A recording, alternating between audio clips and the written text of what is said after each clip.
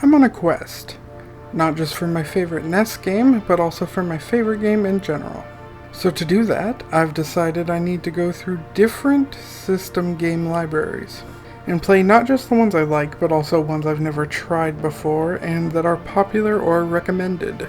From each console, I'll pick my 10 favorite games. Then one day I'll have all those top 10s clash to figure out my absolute top 10 favorites. I do have a few rules though. Number 1, if I'm aware of a better port on a different system, I'll save that for that system so I'll get the game at its best. Number 2, only one game per franchise. For example, there are many Mario games and I'll play them, but I'll only pick one. Number 3, if I know the game sucks, I won't bother with it. Number 4, if it's not popular but is recommended, I may give it a go. Number 5, I won't be doing Famicom games like Fire Emblem or Takashi's Challenge because they aren't in English. Maybe one day I'll return and do an English patch for some, but right now my list of games to play is long enough. Alright, let's begin. I've never actually owned a NES growing up, so most of these games I've never even played before. I'm giving each game 10 minutes, and if I feel like going longer, I can. But 10 minutes feels like enough time to get the feel of a NES game. Balloon Fight is a fun one where you try to pop your opponent's balloons before they pop yours. I guess I'd describe it kind of like the battle mode of Mario Kart, but with the controls more similar to Flappy Bird or something. It's a fine pick up and play game, but I don't see myself playing too long, and like it would make a really good game in a collection of mini games. Batman Returns is a beat 'em up, and it's different than the other ports, so I'm not counting it as the same game. It's a completely different port. This one has surprisingly good sprites for the NES, and honestly, it wasn't that bad. I think I could play it again. Batman is a platformer. This one has worse sprites than the other, but it isn't too bad. One of the biggest things I'm noticing is that if I want to beat these games, I'm going to have to memorize a lot of things, which I don't have an issue with depending on how much the game keeps my interest, but I'm already starting to think I'm not even going to put the time to beat a lot of these in. I just feel the reward for the amount of effort won't be worth it for a lot of these games. Batman Return of the Joker looks amazing for a NES title, and it plays a lot like the other Batman game. I honestly found myself enjoying this one the most. I feel like I could take my time, learn the game better, and the soundtrack isn't too bad.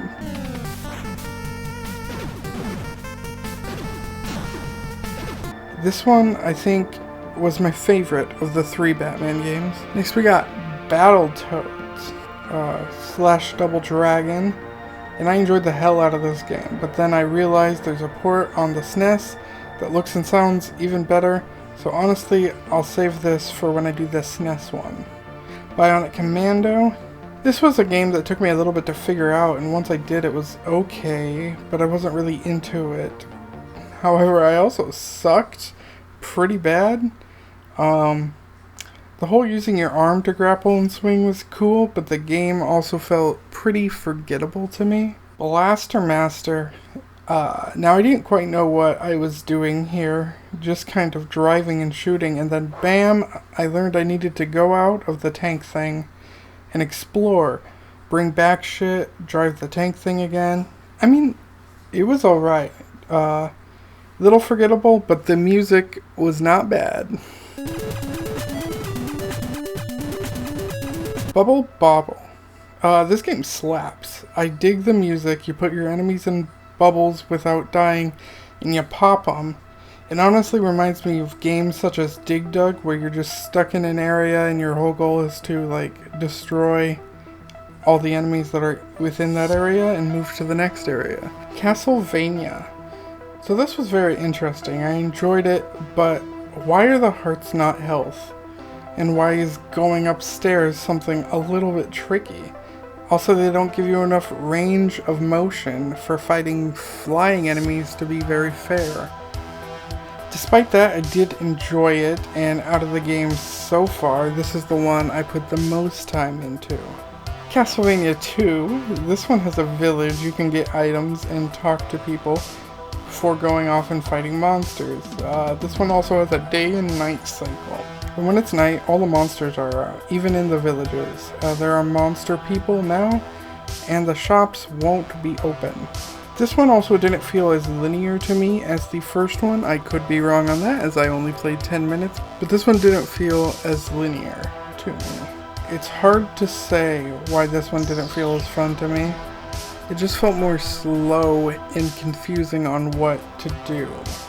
Castlevania 3 looks better, plays better.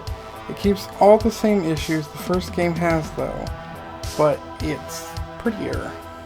This is, in my opinion, the best one on the NES. And apparently, you can play as other characters too. I don't think I got far enough to do that, because the Medusa heads kept pissing me off. So far, I'm sure lots of people hate these opinions, and I'm sorry. These are more like my personal opinions of what I like. My favorite game, not what game is objectively best for everyone. So now I'm going to make you hate me just a little bit more. I'm not a big fan of Contra. First off, I don't really do run and gun much. If I do, it generally tends to be a slower pace where I can plan moves a bit. Contra is just crazy chaotic and so easy to die. Honestly, this game just feels like it would be pure memorization, and I'm just not willing to give it the time for that. I also didn't use the Konami code because I don't tend to use cheats until I already have a feel for the game, and often until I've already beat the game. And Super C was kind of the same, but I actually disliked it more. Hard to say why. I think it was just enemies so low to the ground. Dig Dug 2 was great. I ended up playing this for a while, and while I still like the original Dig Dug, this whole destroying parts of an island to kill your enemies is fun too. I not only played this one, but I went back and played it a second time. Double Dragon is an early beat 'em up, and I never played it because I didn't like the sprites. Having played it now though, I really shouldn't judge a book by its cover. The game isn't bad at all, and it's cool to see where some things got their start, like Whip Girls and beat 'em ups. The control handles a little bit differently, and also there is no jump, but it's a primitive beat 'em up and honestly still holds up well enough to play and enjoy. Double Dragon 2 didn't feel as good as the first to me, but I still enjoyed it. They also added a jump, but that took me forever to figure out, and if I remember correctly, you had to press both attack buttons at the same time. Double Dragon 3, this game feels different than the others. It felt less like a beat 'em up and more like a survival game, as the enemies are just fucking ruthless. I didn't make it far at all, but it was still an interesting change, making the enemies so tough. Still, I prefer the first Double Dragon. Dr. Mario is one of those puzzle games like Columns or Tetris, and this one you are matching colors to get rid of a virus to move to the next stage. And even though this isn't my kind of game, this is a lot of fun, and I for sure recommend it. It might even end up in my top 10 NES games, even though I suck at it. Excite Bike. Nothing appealed to me about this game at all. I'm sorry to those who love it, but I'm sure there's better bike games. Final Fantasy. This was cool. You can pick a party. From the start, I had 3 different mages and a black belt. No idea if I'm good or not, but that's what I chose. I named them Mick, Nick, Kick, and Dick. And the only reason Dick had more letters than the others is because I just realized I could do 4 letters by that time. And this was a straight up RPG. It had a town and people to talk to, shops to buy. It had the enemies appear out of nowhere feature though, and I'm not a big fan of that. I mean, for some games, I guess it worked and I liked it, but I'm just usually don't feel enemies appearing out of nowhere.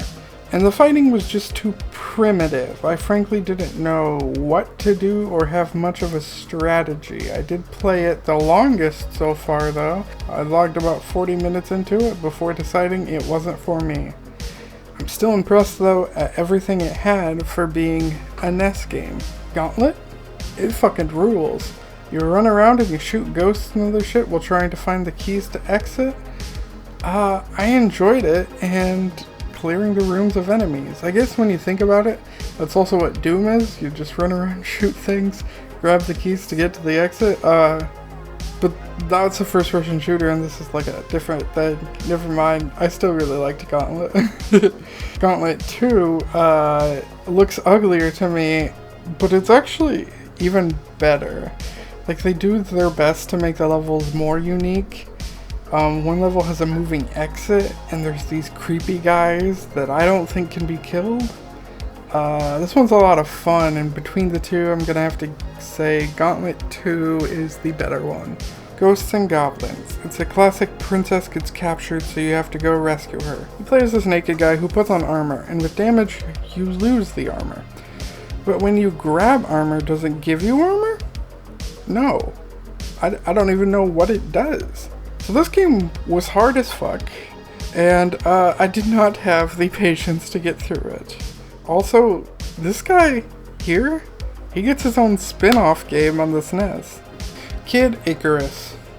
You start at the bottom of the screen and you work your way up while killing creatures along the way. I want to say it's Greek mythology, but I'm not sure, and I'm going to be learning Greek mythology soon, so if I'm wrong, I'm gonna be hella embarrassed I even said that. The coolest enemy is this Grim Reaper, who when startled sends flying children at you, and the music gets all creepy.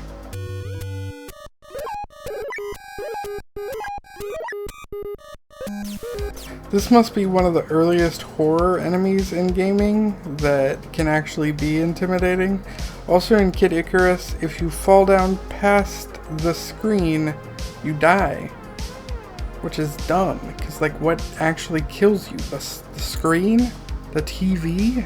Despite my complaining, I enjoyed this game, and I played it far longer than I expected I would want to. Kirby's Adventure. Holy shit, this was a gem I was missing out on, and I don't even like platformers that much. The music is good, the gameplay fun. Based on how it looks, I think we are in Mario's world, but who knows? It sure looks like it though.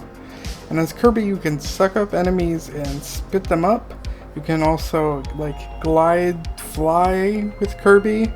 And not only was it fun, but the bosses felt fun to beat too.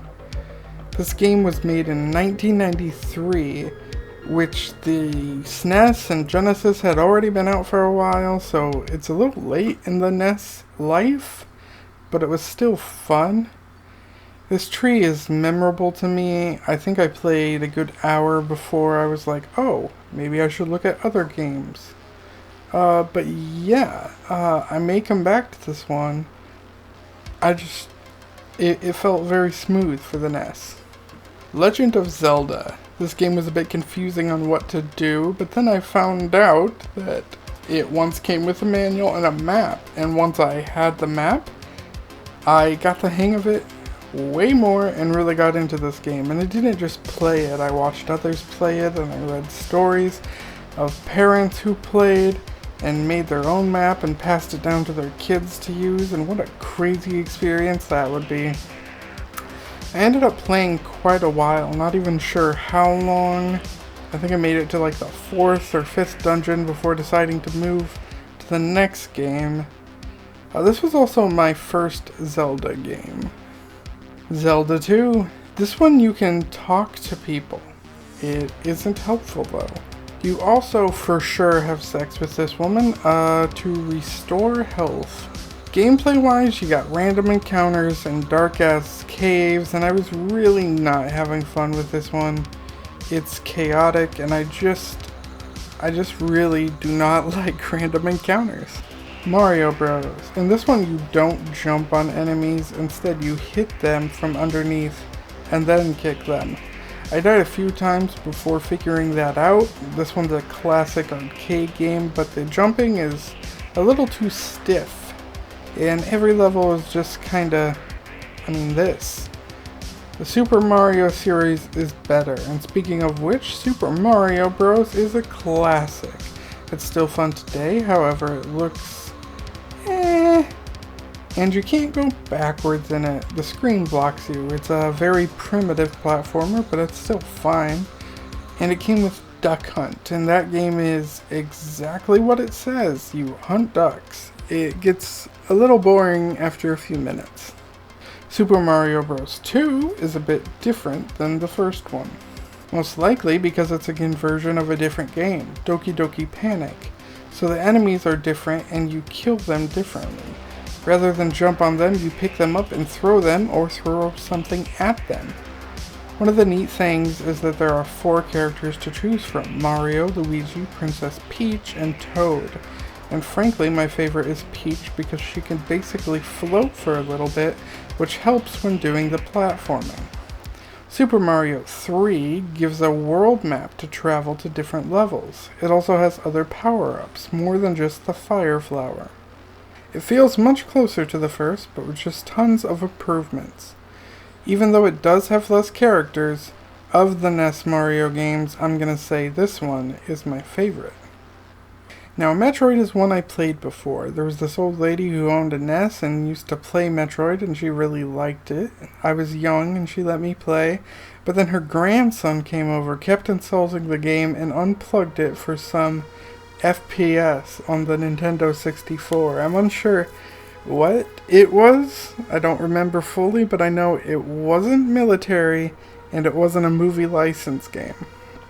So when I get to the N64 and start playing all their games, I'm sure I'll figure out which one it was.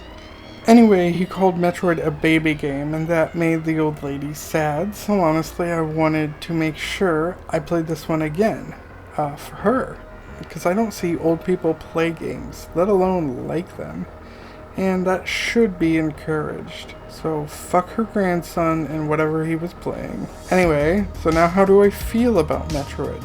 I really wish I like it, but I don't. I enjoy the atmosphere and the music, but the game is a heavy exploration, backtracking, and grinding kind of game.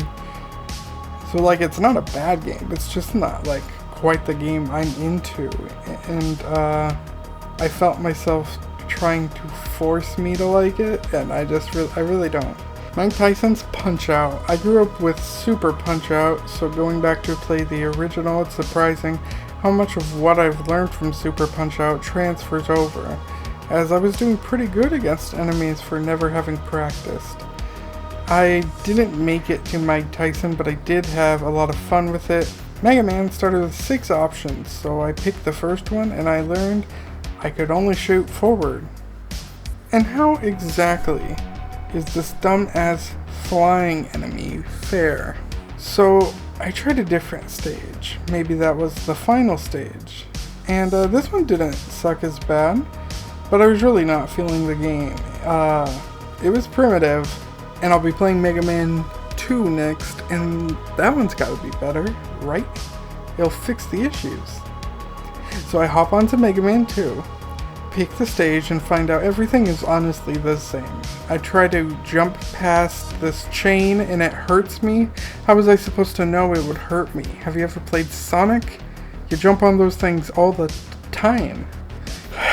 This water stage, it just fucking hurts my eyes, and I have to take a leap of faith here, and this game has already taught me not to trust it, so I'm glad it wasn't death. I guess this one was better than the first, maybe. We'll see how the third one is. It shows my dude, and how was I supposed to know that that would fall on me? Look at this. I thought it was one of those move back and forth things, like a Koopa, you know? But no, it just doesn't fall on you till you're about to climb the ladder. Oh, my bad. And this death, this was my fault for reacting too slow. I didn't realize it was gonna shoot up. So honestly, that one is my fault. And then also, what do you do against these snakes here? They can hit you from anywhere. Anywhere! I tried to even hide directly under it, and they still hit me. Also, I was just looking at the boss, haven't even went up to fight him yet, and he already tried to kill me.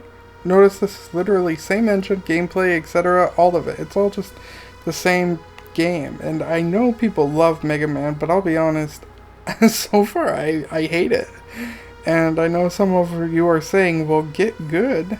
To which I say, don't limit my character so much. Let me shoot in more directions, please. Make a better fucking game that I would want to get good at, eh? Alright, so Mega Man 4. This level has these damn bridges that leave and just a barrage of bullets, and even if I wanted to destroy these guns, they respawn if I leave the screen. And so I got better, and I pressed on. And I learned, I memorized, and then this.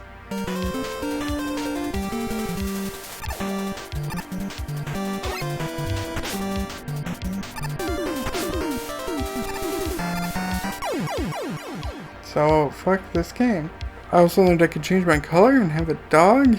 I don't know if I could do that in other titles, but maybe if I could, that could have helped.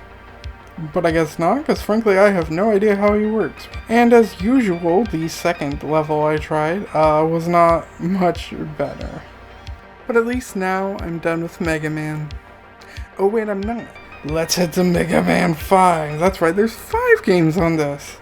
And that's usual, it's the same. It fucking sucks. Fuck Mega Man, how can you like this shit? I gladly watch someone play it, but there's nothing I enjoy about playing this fucking shit. Look at this shit. Oh, but I am not done yet. The N.E.S. has 6 goddamn Mega Man games. 6 goddamn Mega Man games that are all the same. They don't switch up the formula. They don't try to do anything different.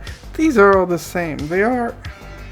Which there's really, I guess, nothing wrong with that. Because apparently this is selling well. People like this garbage. But yeah, there's no appeal to me. Mega Man 6. I still can't duck, I still can't aim, the jump is still shit, but somehow this one felt the most fair to me. Like I felt like I could learn it and get better as I played. Not that I couldn't with the others, just that like, it didn't feel as unfair. So I'm gonna give the 6th Mega Man my win. Metal Gear.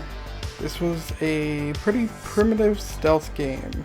This guy feel asleep, and also the game in general just isn't very fun. Plus when you are in your inventory, the controls to leave the inventory seem to be changed based on the options you choose, which is really confusing and annoying. Micro Machines. First you choose a possessed child and then you race. It feels a little slippery, and I don't like the overhead view for a racing game, but honestly, it's not too bad. It's still for sure playable, it just kind of feels like a mini game. Ninja Gaiden was honestly pretty fun. I sucked at it as it's a bit of a memorization thing, and I started to get much better within the short time I was playing. I also like how cinematic it is for the time, not just cutscenes, but also lots of different lighting as well. Ninja Gaiden 2 felt not as good to me. There were lots of buildings you could jump off, but which ones you can and can't use is all up to trial and error, and that sucks. Ninja Gaiden 3, though, is awesome. It not only feels great, but the enemies are awesome too. You got ninjas you can fight, and you got pixel art of these things. And this looks 16-bit quality on these dudes. It looks like it came from a different game. The platforming feels better to me too, but maybe I just got used to it more. This is the overall favorite of the Ninja Gaiden games on the N.E.S. for me. Paperboy, you throw papers at the houses. Now in this gameplay you'll see me failing because I didn't realize I had to throw the paper in the mailboxes. I just thought it was at the houses. Hell, I didn't even realize I could speed up, so I got killed by a dog, a mower, a woman chased me with a knife and straight up murdered me. Also, there is barely any view in front of you, so cars can hit you, and by the time I learned to play correctly, I just wasn't feeling the game anyway.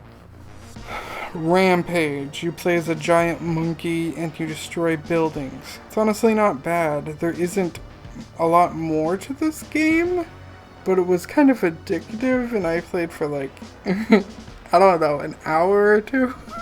River City Ransom. It was actually my second River City game. I played River City Girls before this, and I gotta say, playing this one made me appreciate some of the things they had in River City Girls even more. I'm not a big fan of how the sprites look, but this seems like a solid beat 'em up. But one that has currency and upgrades, which honestly makes it even better. Skate or Die. How the hell do I play is what I spent most of my time saying. I wasn't enjoying myself, and I dipped out. I'm sorry. Alright, so I got a confession. I said no games from Japan, just because how would I even play it if I can't read it? Well, platformers, you don't need to read them. So I gave the Famicom Star Wars a try. And right off the bat, I don't look like Luke. I feel like my nose is from Family Guy, and why do I have black hair as Luke? Also, I start with a lightsaber, and are these Jawas? I quickly learned you die in one hit, but I kept playing and replaying and kept getting better. This game isn't even good, so I'm unsure why I was pushing so hard. Was it just because it's Star Wars? And if so, this barely resembles Star Wars. I went in a sandcrawler to Darth Vader, and he turned into a goddamn scorpion. Now, you would think I'd be surprised, but I actually already knew he was going to do that. Just because I've seen a review of this game. However, I had no idea that as you fight Darth Vader in other levels, he's going to turn into different animals too. So it went from what the fuck to like, really, what the fuck? What am I fighting? This game revolves around saving your friends. You travel to different planets that never existed and you rescue them. There's also land speeder sections and space sections, and you travel to Egypt, I guess. But I won't include this one, as I already said, no Famicom games. Maybe I'll do a separate one where I do Famicom games. I'll just have to get them like translated into English, but for now I'm just sticking to English only games. Otherwise this list is just going to be way too long. So now let's try the N.E.S one then. This one is puke colored. Now at least Luke looks a little more like himself and actually has a gun, but the platforming is worse and knowing what to do is more confusing. But let me give it a compliment. Friggin' Dan and his band, I could actually tell I was in the Star Wars universe.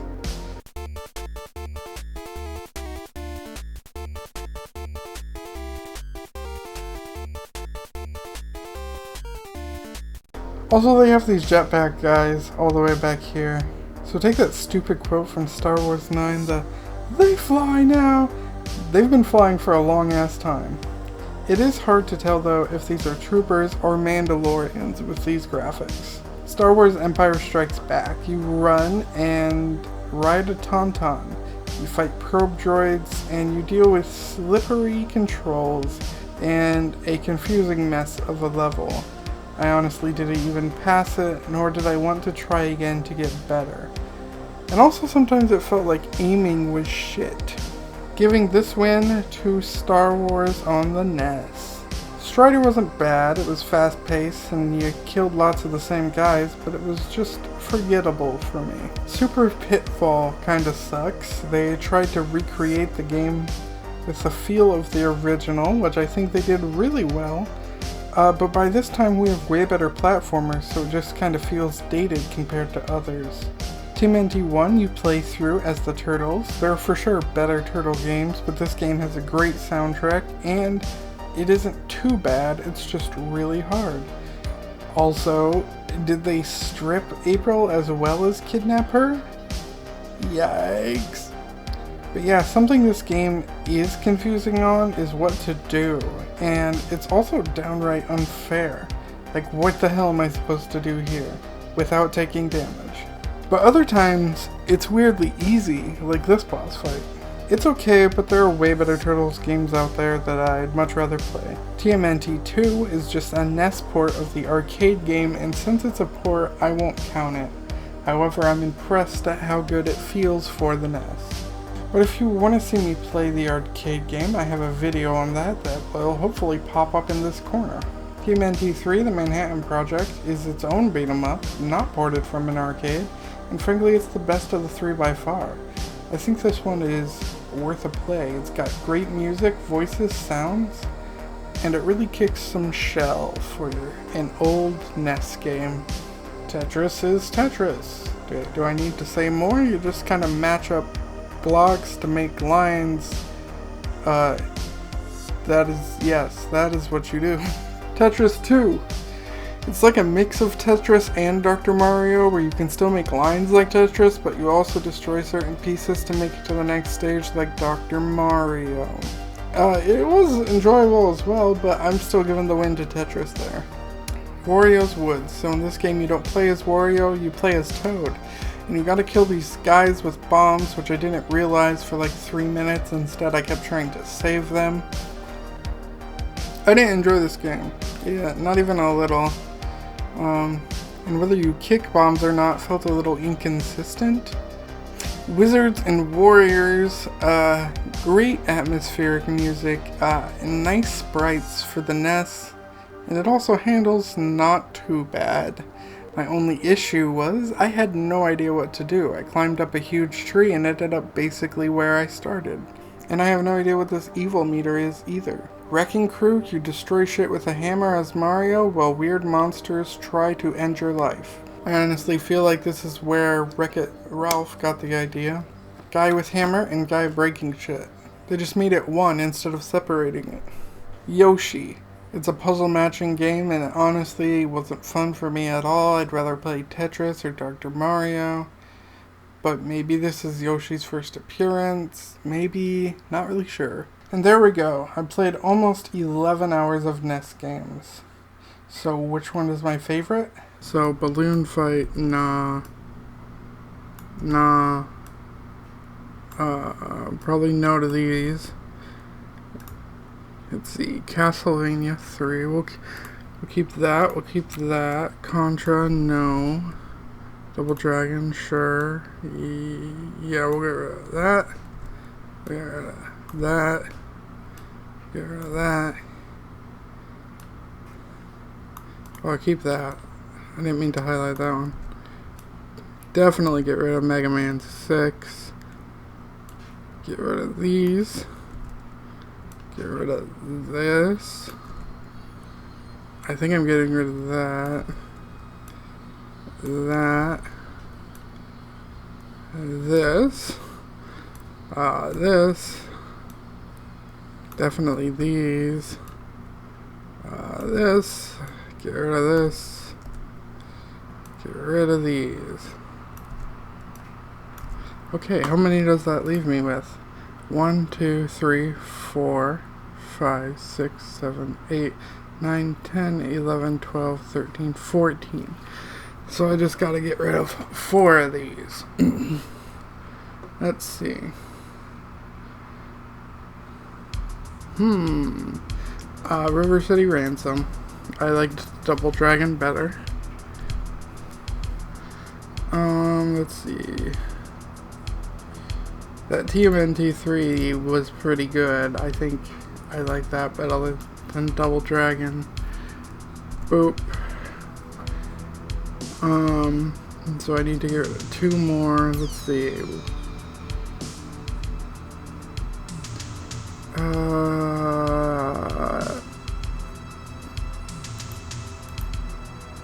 I'm gonna go ahead and get rid of. See, we had Dig Dug 2 and Bobble. I actually liked both of those. Shoot. This is a little trickier than I thought now that we got down to the wire. Gotta get rid of 2. I think we're getting rid of Bobble. And now I just gotta get rid of one. So I think it's gotta be...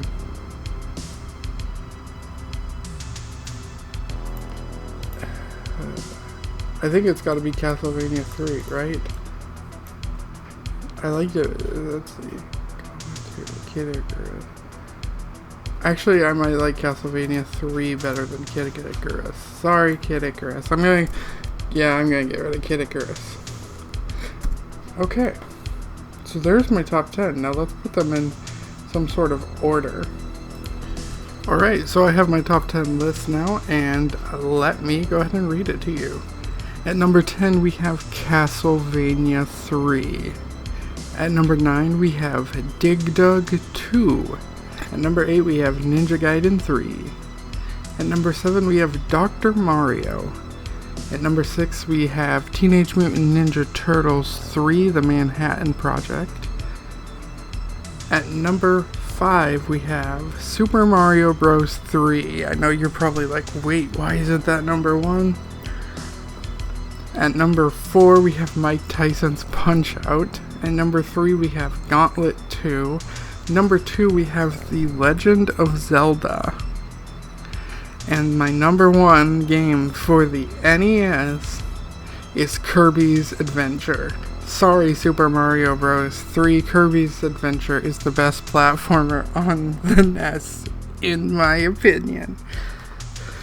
So, there's my top 10 for the NES. Thanks for watching. I'm going to do either SNES or Genesis next. Please let me know which you want next, and if there are any games you really want to see when I get there. And I might make that happen. Make sure to like and subscribe for more content, and thank you.